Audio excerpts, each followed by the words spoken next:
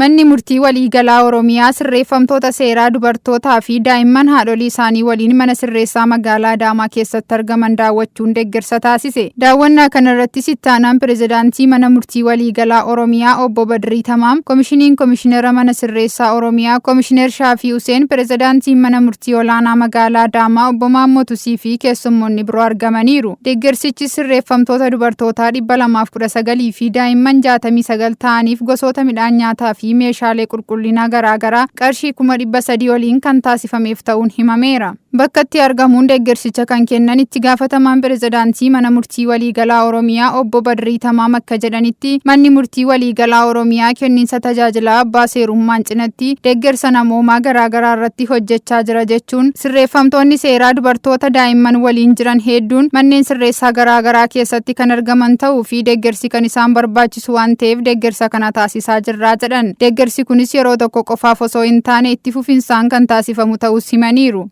Manni murtii qaamolee sadiin mootummaa keessaa mootummaa jechisiisan qaamolee sadiin jiran keessaa isa tokkodha jechaadha.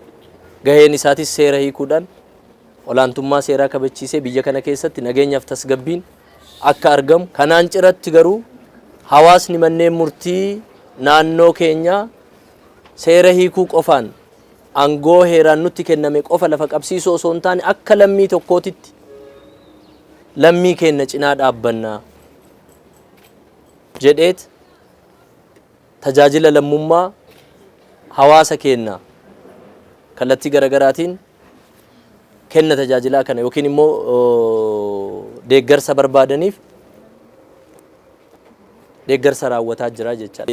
Akka mana murtiititti kun kan jalqabaati, kan dhumaatii miti. Waan dandeenyuun ammallee isin faana dhaabbanna jenneeti waadaa galuu hin barbaada. Komishinarri Komishinii mana sirreessaa Oromiyaa Komishinar Shaafii Huseen saganticha irratti kan argaman yoo ta'u, tarkaanfii mootummaan keenya fudhatee hojjechaa jiru keessaa tokko qabiinsa mirga namoomaan wal qabatee jijjiiramni guddaa dhufaa jira jechuun deeggarsa manni murtii waliigalaa Oromiyaa taasises fakkeenyummaa kan qabuu fi qaamolee mootummaa biroofillee muuxannoo kan ta'udha jedhan. Mootummaa jijjiiramaa kanaan wanni jijjiirama bu'uuraa jennee qorachaa jirruu fi mootummaanis tamanee fudhatee jiru qabiinsa mirga lamaatii wajjin wal qabatee jijjiirama guddaatu dhufe.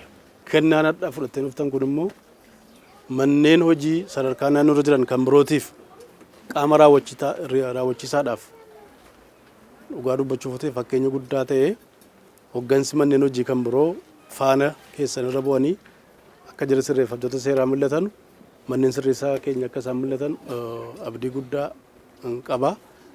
Kanarraa kaanii jiris waa godhu amantaa jedhuun qaba waan ta'eef waan fudhatee dhuftan kanaan maqaa sirreeffamaa seeraa kanaatiin ulfina guddaa galata guddaan sirii galchuu barbaada. Daawwannaa kanarratti argamanii yaada isaanii kan kennan pirezidaantiin mana murtii olaanaa magaalaa Adaamaa obbo Maammoo Tusii manni murtii waliigalaa Oromiyaa deeggarsa ni taasisaa jiru kun hojii sektoroota biroofillee fakkeenya ta'u waan ta'eef jajjabeeffamuu qabaa jedhan. Guyyaa har'aa kana asitti dubartoota irratti kan xiyyeeffate.